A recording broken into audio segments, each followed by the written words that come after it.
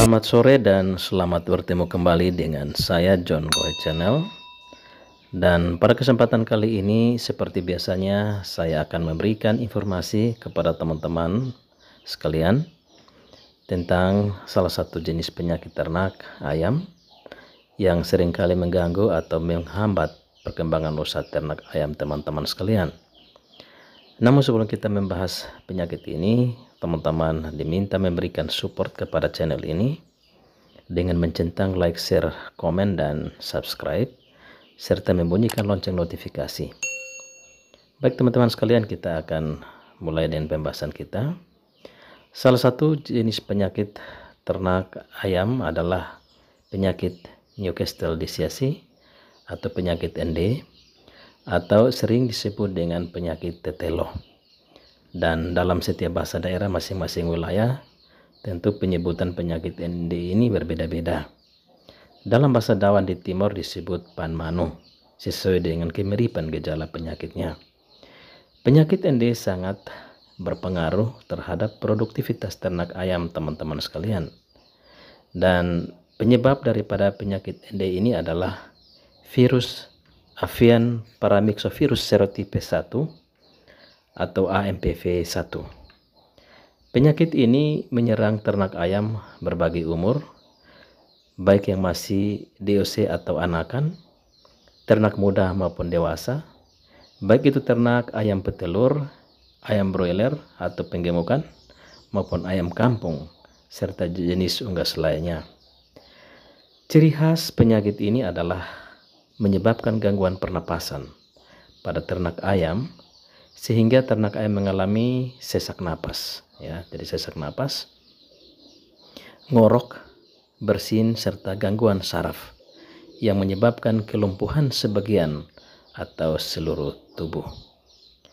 Gangguan pada otot leher yang menyebabkan kepala menjadi miring atau sering kita sebut dengan torticollis, serta depresi. Selain itu adanya pembengkakan jaringan di daerah sekitar mata dan leher.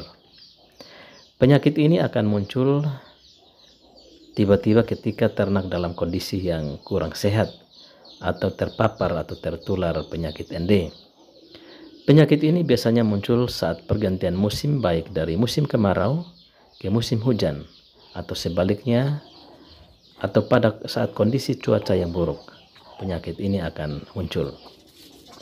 Penyakit ini menular dari ternak yang satu ke ternak yang lainnya melalui kontak langsung dengan sesama ayam sakit, maupun dari peralatan kandang, air minum, pakan, maupun hewan perantara, ataupun dari bangkai ternak ayam yang mati terserang penyakit ND.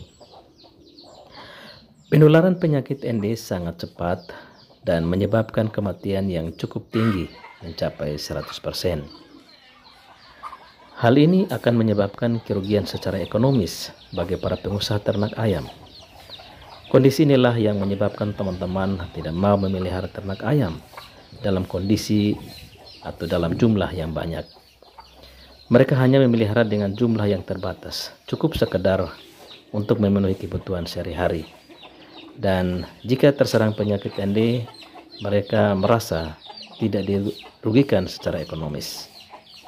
Banyak teman-teman yang tidak mau memelihara ternak ayam karena mereka takut adanya kematian yang mendadak atau akan mengalami kerugian. Sesungguhnya ketakutan teman-teman sekalian tidak beralasan, karena penyakit ND ini bisa dicegah dengan vaksinasi. Karena dengan vaksinasi ini akan memberikan kekebalan terhadap ternak ayam yang kita pelihara.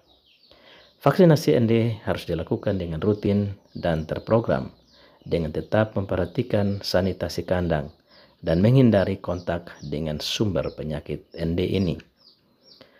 Penyakit ND ini bisa dicegah. Jadi pencegahan penyakit ND ini dilakukan dengan vaksinasi ND. Secara umum vaksin dibagi menjadi dua, yaitu vaksin aktif dan vaksin inaktif. Vaksin aktif adalah mikroorganisme atau virus yang dilemahkan, sedangkan vaksin inaktif adalah mikroorganisme yang telah mati. Vaksin aktif khususnya yang berkaitan dengan penyakit ND dibagi menjadi dua, yaitu vaksin yang tersedia untuk umur 1-3 minggu. Dan yang kedua adalah vaksin yang tersedia dengan usia pemberian di atas 3 minggu. Vaksin ND untuk ternak ayam umur 1-3 minggu itu menggunakan vaksin ND Hitner B1 dan pemberiannya dilakukan melalui tetes mata, hidung maupun mulut. Sedangkan vaksin ND untuk ternak ayam umur di atas 3 minggu menggunakan vaksin ND Lasota. Pemberian vaksin ND Lasota dilakukan melalui suntikan subkutan di dada maupun di paha. Vaksin ND Hitner maupun vaksin ND Lasota bisa diperoleh di toko-toko obat dan makanan ternak. Di sana tersedia dan bisa dibeli untuk diberikan kepada ternak-ternak kita. Program vaksinasi mengikuti pola 333, yaitu vaksinasi dilakukan pada umur 1-3 hari, diulang vaksinasinya pada umur 3 minggu, kemudian diulang lagi pada 3 bulan. Selanjutnya setiap 3 bulan dilakukan ulang vaksinasi. Ini perlu dilakukan untuk memberikan pencegahan terhadap penyakit ND. Selain dengan vaksinasi ND, tindakan pencegahan lain adalah teman-teman juga harus menjaga sanitasi kandang, yang mana kandang perlu dibersihkan, dilabur dengan kapur yang dibubuhi natrium hidroksida atau NaOH 2%.